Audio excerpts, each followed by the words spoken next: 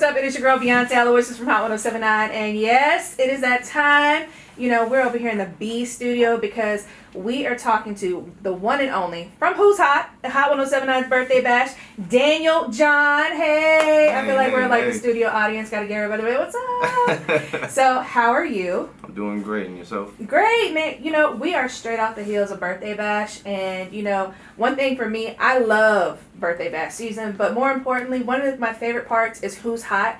You know, that is my baby, and we always have had so much success with finding new, amazing talent in the city. You know, Meg Thee Stallion performed, you know, but when she was still an unsigned new artist. Big X The Plug 2 years ago. It's got a great track record, which really means good things for you because you performed at Who's Hot, and you set it off. Big shout out to Norris. Norris works in our digital department. He was like, yeah, I know him. He was really good. He remembered you. So how does it feel, you know, being like right there on that cusp as a new artist where you're already making that kind of impact and that level of success? Like you're right there. Well, it's been surreal. I've been doing music my whole life. I really started taking it professionally around 2017. And there's been a lot of ups and downs with it, you know what I'm saying? Of course, it's a journey, you know, so really starting to get to that point where I'm getting that recognition and I'm so close. I know.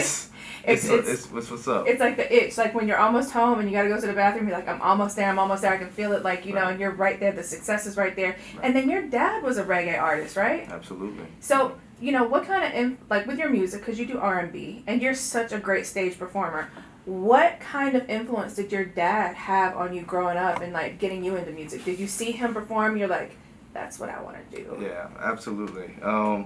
So growing up, my dad, he would always be playing music in the basement. I seen him when he was passing out his mixtapes. That's so sweet. At the block parties and everything when we was in New York, and just seeing everything. He put my first instrument in my hand. What was it? The alto sax. Okay, now you can play? Yeah, I still play to this day. What? How many instruments do you play? The main one would be that. I play the piano a little bit, but I would say the main thing is my sax. Okay, so I have a test for you. Are you left-handed or right-handed? I'm left-handed.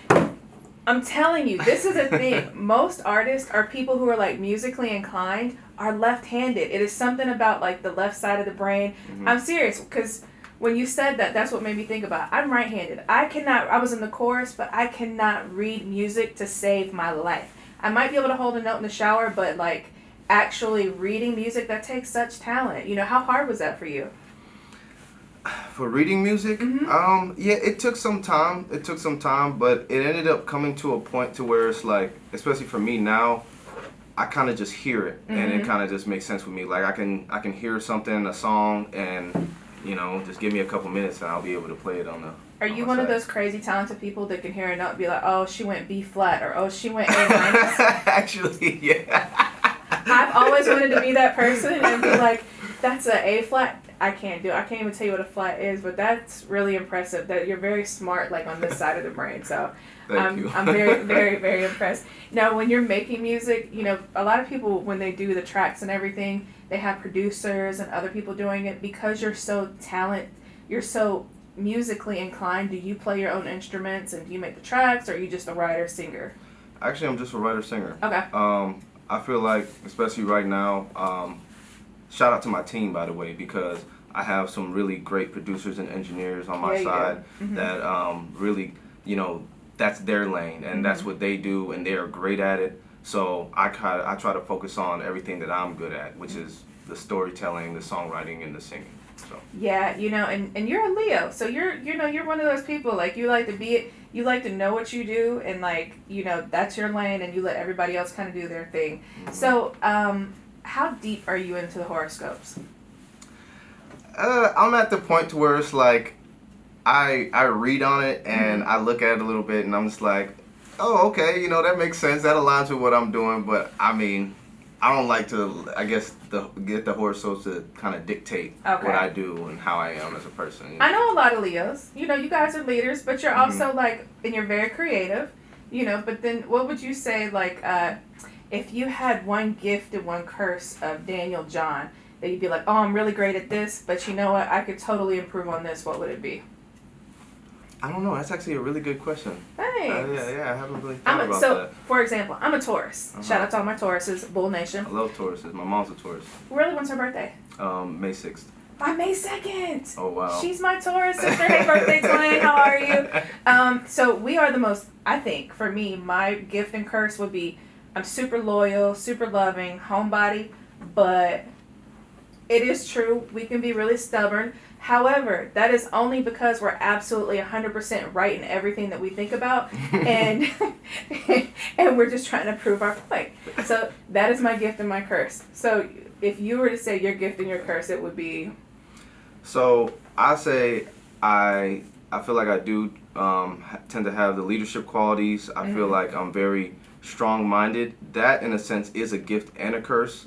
I feel like I'm very observant.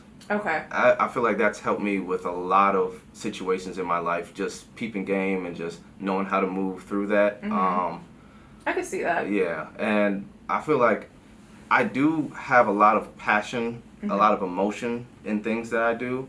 I wouldn't say that's a weakness though. I feel like the weakness would be me being strong-minded, because at some points there's things where I can get very tuned in and tunnel vision on, where I'm not necessarily seeing the bigger picture. And that's something that I'm aware within myself, and I'm constantly working on a daily basis. So. You know what I picked about you? You're one of those people, and it's funny because, you know, you're a star, and yet you're the person that I will see fall back, just like you said, observe, right? You'll be standing back observing. You're not trying to be like in the light line.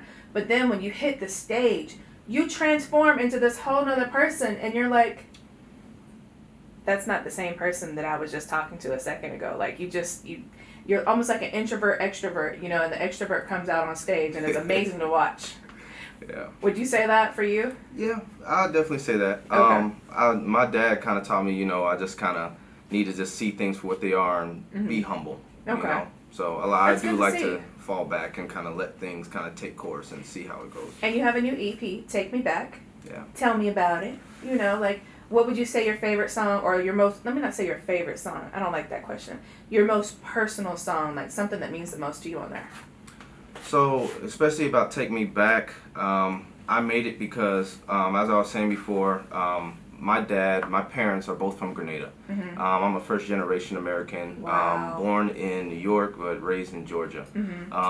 When I was a baby, like before I was 1 year old, I went to Grenada actually with a trip with my family, but you know, not even being one yet, it wasn't something that I could take in, really grasp the island and the culture, you know. So one day, you know, I want to go back. So it's like, take me back. And for me, especially being who I am now and the growth that I've had over the years, you know, one day I want to go back and I want to do a show over there and really build up the island, you know. That would be amazing. Yeah, that would be dope. And I really went the route with especially making, you know, more so reggae music, Afro beats, just really having an international world type sound when it comes to this project.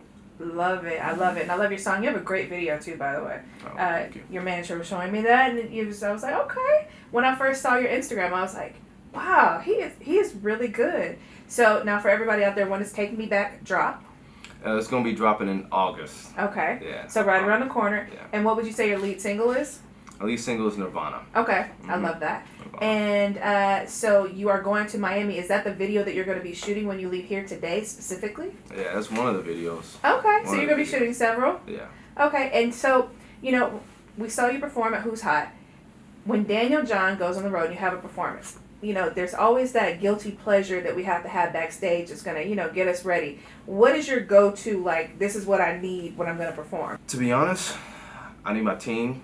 I always need my dad by my side. Okay. Because especially for him, you know, he had to make a lot of sacrifices to get me to where I want to be, and I want him to be along for the road and the journey, you know, because it's his dream too. And, you know, he's always been there for me. That's my biggest fan. That's my guy. You know. Shout out to Dad, man. So he definitely got to be there. That's like mandatory. And God, I mean, we actually got to pray. This guy, my manager, shout out to G Paul. G Paul. He's very spiritual. He is. And I feel like that was a great asset that we added on to, especially the team as a whole, because we need that. You know what I'm saying? Who are we without that? Big shout out to G Paul, man. He always puts it down. One of the most professional people I've got to deal with. I love working with him. And shout out to your dad. You know, it's a beautiful thing when you see such interactive dads, and Right. you know they're so supportive. I think I've dropped them out. I have 2 boys. They're 5 and 7, and so when I go to school and I pick them up after school now, I think it is so dope seeing, you know, because the stigma is like, oh, dads aren't active, or you know, deadbeat dads, especially if you're not in the parents. And they're saying there's more active dads now than ever before, and I just think it's so cool when you see the dads at school high-fiving each other and having conversations and all that stuff. What would you say the biggest lesson your dad ever taught you was? That things need to be done. He always instilled that in me. For me, I kind of took that in terms of like everyday things. So for him, it was more so work. Like, for example, let's say if my garage door broke, right? It has to get done now. Like, we need to fix it now. There's no point in waiting No procrastination. Exactly. But for me, just listening to him say that over and over and over again, I took that with everything. Like, one thing about me, I embrace confrontation, because a lot of times if you let things just stay and linger for so long, things can get misconstrued. That's how relationships get messed up, and sometimes it's at a point to where you don't even know what you're arguing about anymore. Right. So I understand that people are different and that they need time to, you know, think and really just kind of like get their emotions out of it. But I mean, we don't want to wait too long, you know. So do you believe, if you're in a relationship, do you believe go to bed mad, or do you believe, hey, you know, let's not go to bed mad, let's go ahead and talk this out, work it out right now? Absolutely. Even if it means no sleep tonight and you got to be up early in the morning to go to work. I had to give you that. Yeah, I mean, it's definitely situational, but from the majority of the time, I feel like it's important for us at least to get at a point to where we're at least at an understanding. Okay, we're in agreement with this. Now we can take at least a step back or two, really think about what we're talking about, and kind of run this back tomorrow. Okay, You know? I'm with that. So get to like a nice meeting point. Yeah, So we're exactly. cooler, but you know we still need to meditate, think about our responses, and come together. So again, we're talking to Daniel John. What other projects? I mean, music. We know you're into that. We know you're going to Miami. You're shooting multiple videos. Take Me Back is dropping in August. What else is next for Daniel John? Well, in terms of like collaborations or any shows like that, I don't have any big collaborations or shows unless, I mean, you have like a plug to like Future or I mean, something. listen. If you have he's plug, gonna be in town. You know what I'm saying? But I mean, the main thing is just me just really focusing on this project and making sure everything runs smoothly with that. Actually, I know my manager, G Paul, he should be working, have some things in works of exclusively inviting you guys to the listening party. Yes, So, I will be there. Yeah. I want to be there front and center. But, well, Daniel John, I'm so excited you're here. We're going to have you back soon, especially when the album drops or the EP drops. But take me back. Tell everybody how they can follow you and keep up with everything Daniel John. So you guys can follow me at I am Daniel_John on all platforms. That's Instagram, that's TikTok. You can see me on all streaming platforms at Daniel John. And I just want to say before we go, shout out to you. Thank you for having me here. And shout out to Hot 107.9 for the opportunity. Well, we appreciate you. I cannot wait to see where the stars lead you. You are definitely, you know, the next Who's Hot out of Atlanta. And I can only hope, pray, and imagine and we get to see where you go next, because it's only up. You're so professional. You have everything together, and the music is absolutely amazing. So make sure you follow him. Thank you so much. Daniel John. He is Who's Hot right here. Hot 107.9. Your girl Beyonce Aloysius. Follow me at Beyonce ATL. And of course, you know we've got all the stars. Plus, we're gonna put you on game and let you know who's the next one out of Atlanta. And today it's our guy Daniel John. We're out.